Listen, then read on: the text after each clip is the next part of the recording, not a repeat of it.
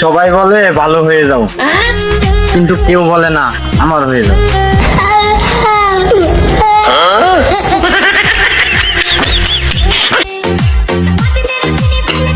মোটামুটি সব জায়গায় গিয়েছি, এখন খালি শ্বশুর বাড়ি যাওয়া বাকি। জান তোমার একটা শাড়ি শোনাই। হ্যাঁ শোনাও। একের পর দুই, দুইয়ের পর তিন, বাবু কোস না। বাবা বাবা। একের পর দুই, দুইয়ের পর তিন, যেই হারে ঝগড়া করস মনে হয় আমরা দুই হুতিন।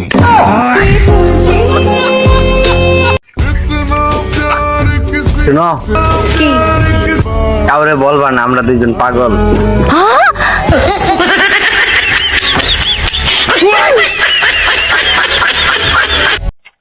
রাতে ঘুম আসে না, আজ যে কেমন করে ঘুমানির ওষুধটাই তো শ্বশুর বাড়িতে।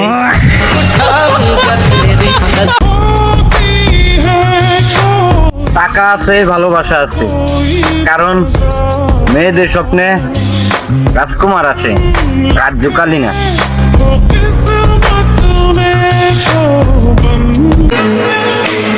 ফোন করা ছাড়াও থাকতে পারবো, মোবাইল ছাড়াও ছাড়া থাকতে পারবো, বউ ছাড়া না না না।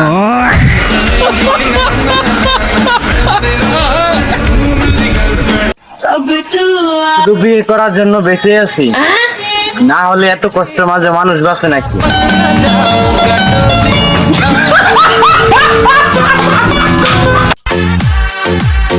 ভাবছি তোমাদের বাড়িতে তৈরি করব, বেশি কিছু নিব না, কিন্তু তোমাকে নিয়ে পালিয়ে যাব। ওই সাবধানে থাকে, তোরে আমার ভালো লাগছে, উড়াই নিব।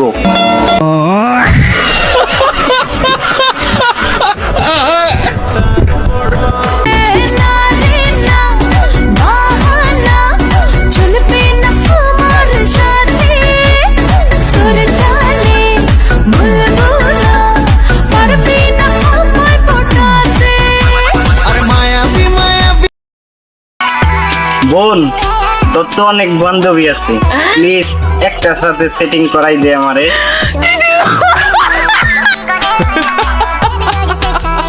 জীবনে প্রথম শেখা তো ওই দিনই খাইছি যেদিন বলছে মা দরজা খোল মারবো।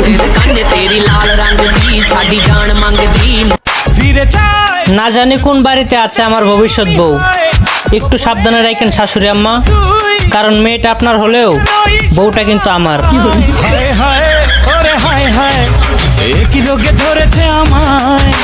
বিয়ে করলে খাওয়া বাকি 72 লাখ। আচ্ছা হ্যাঁ,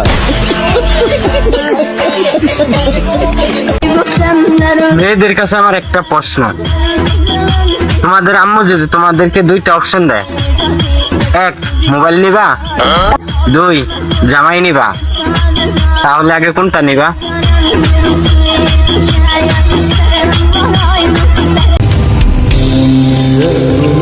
পারলে আমার ব্লক করে দিয়েন, কারণ আপনি তো আমার সাথে কথা বলতে চান না, আর আমি আপনাকে অনলাইনে দেখলে থাকতে পারি না।